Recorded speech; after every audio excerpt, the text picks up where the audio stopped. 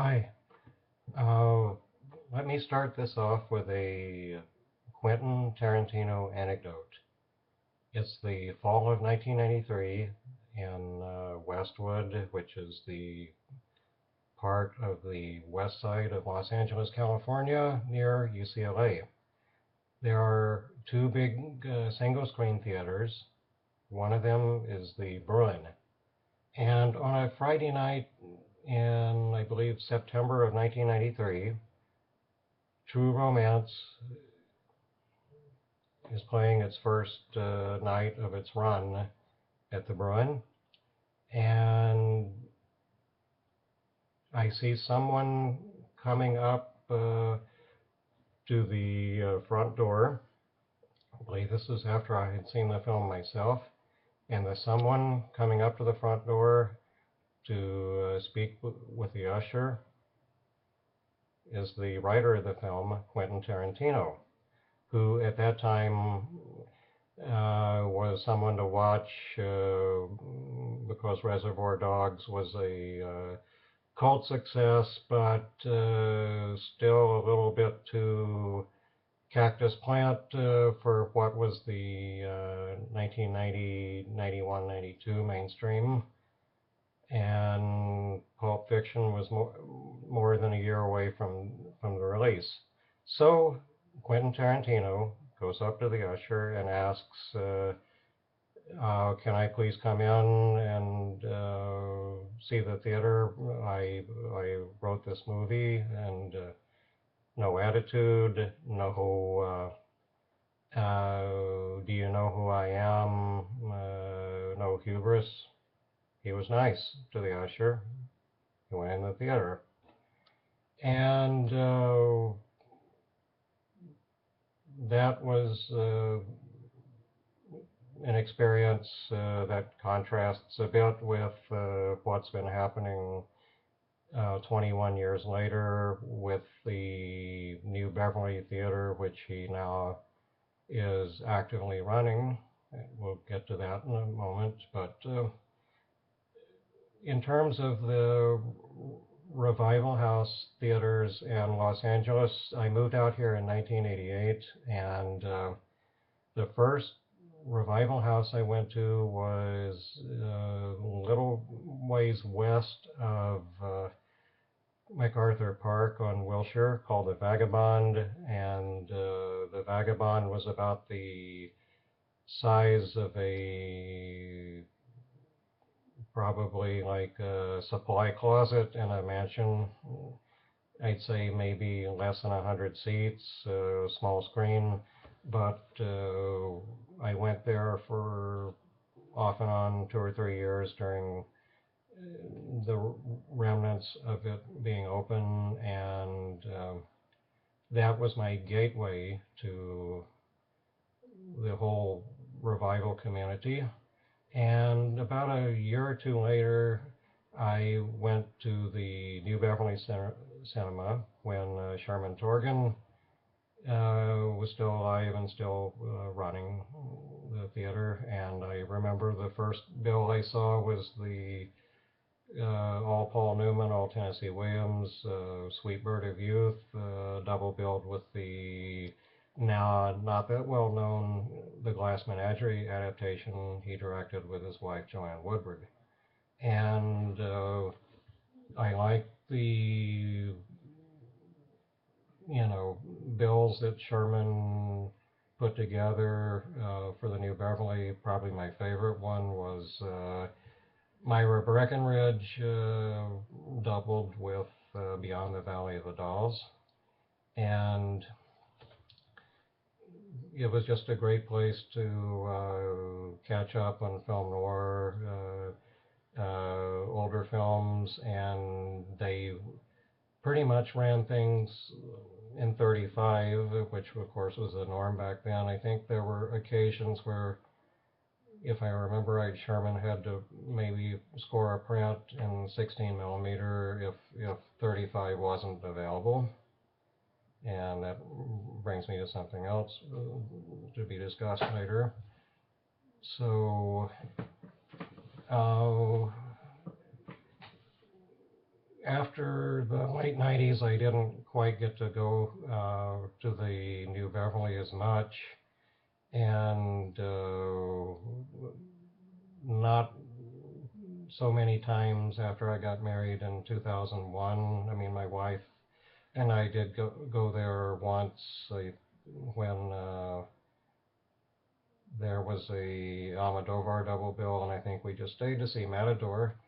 And but when I went later in the 2000s, after Tarantino took hold of the lease for the building, and Sherman had passed away, and his son Michael Torgan was the uh, pretty much active day-to-day manager of the theater.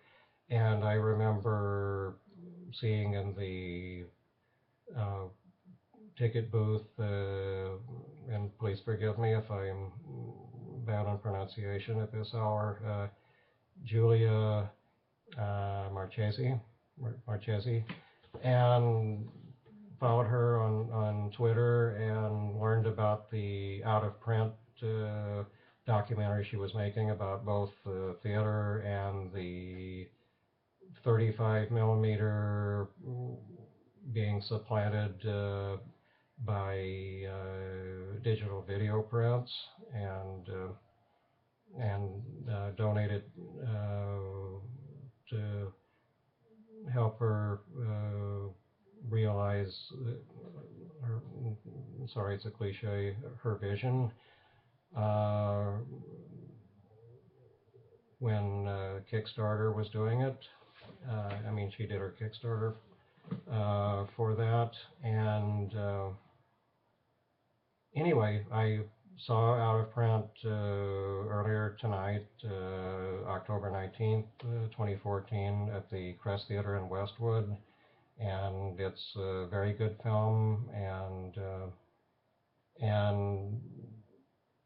it's just kind of sad now that it's a sort of a elegy for a period where there was a sense of community with the New Beverly, and probably more so than I remember when Sherman was alive. I could even remember back then you'd have certain people there that were loyal regulars, and that's something that's certainly discussed with affection in Julia's film. And what's interesting is, and it's mentioned in that, and it was also with Michael Torgan, it was like 35 millimeter prints was what he considered the ideal format to see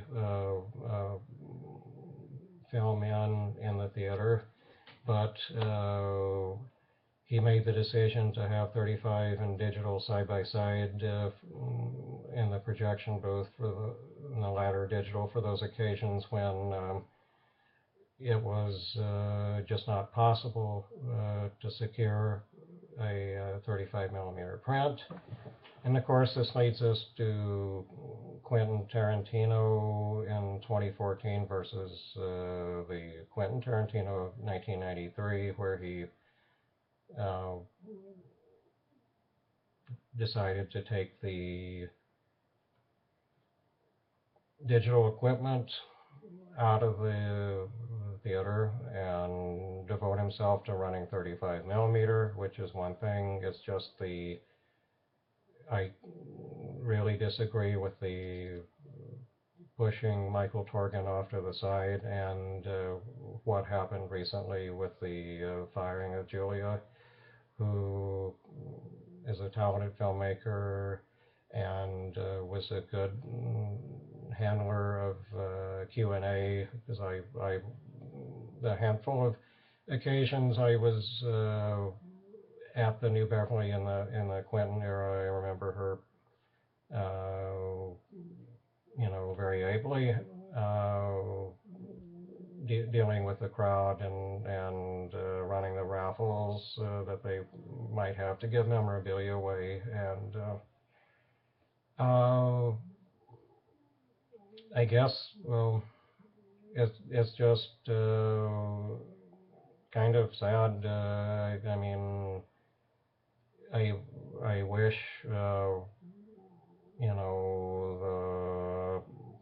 you could reverse time like film, and the shattered bottle would repair itself. The water would go back into the glass, and Julia's value as a longtime employee and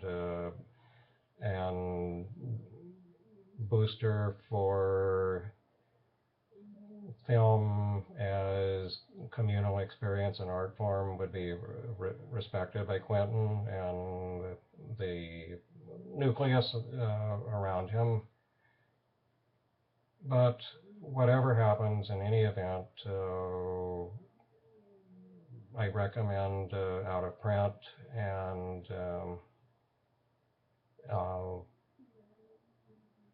hope